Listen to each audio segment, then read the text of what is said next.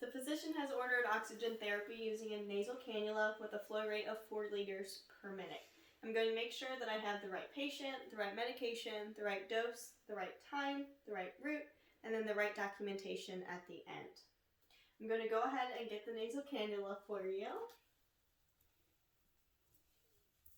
Once I have it, I'm going to do my 6 checks again. Once I confirm all of them, I am going to connect the tubing of the nasal cannula to our oxygen source, and I'm going to turn the flow meter to 4 liters per minute.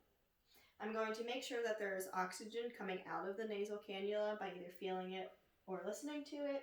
Once I know that there is oxygen coming out, I'm going to do one more time of the 6 checks. Once I confirm those, I'm going to place the nasal cannula into the patient's nostrils with the prongs facing the back, towards the back of the nose. I'm going to go under the patient's nose, around the ears, and under the chin, and I'm going to secure under the chin. How does that feel? Good. Okay, great. I'm going to wash my hands, and I'm going to do some documentation, and I'll be back in just a minute to check on you.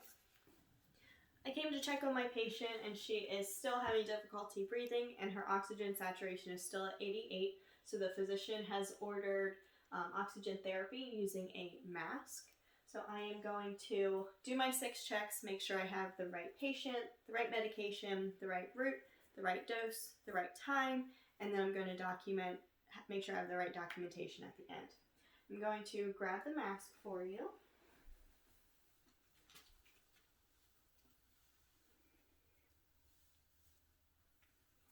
Here's the mask. I'm going to connect the tubing to the oxygen source, and I'm going to turn the flow meter to 7 liters per minute.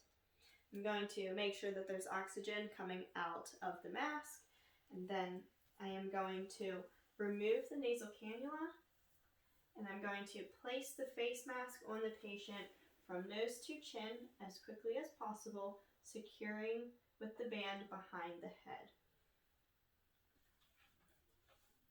How does that feel? It's slipping off of you. Is that better? Yeah. Okay, great. I'm going to wash my hands, and I'm going to do some documentation, and I'll be back to check on you in just a minute. I came to check on my patient again, and her oxygen saturation is still not where we would like it to be. It's still at 88. So the physician has ordered a non-rebreather mask at 12 liters per minute. I'm going to do my 6 checks, make sure I have the right patient, right medication, right route, right dose, right time, and the right documentation at the end. So I'm going to go ahead and switch out the regular mask for a non-rebreather mask. I'm going to connect the non-rebreather to the oxygen source, and I'm going to set the flow rate to 12 liters per minute. I'm going to make sure that the bag is inflated before I place it on the patient. I'm going to have to make sure that the bag does not deflate. I'm going to have to monitor her to make sure of that.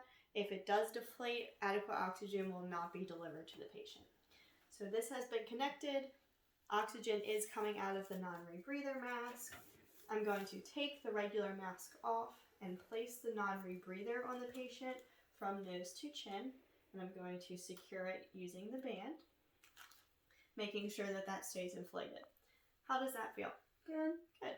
I'm going to wash my hands, do some documentation, and I'll be back on you in just a minute to check on you.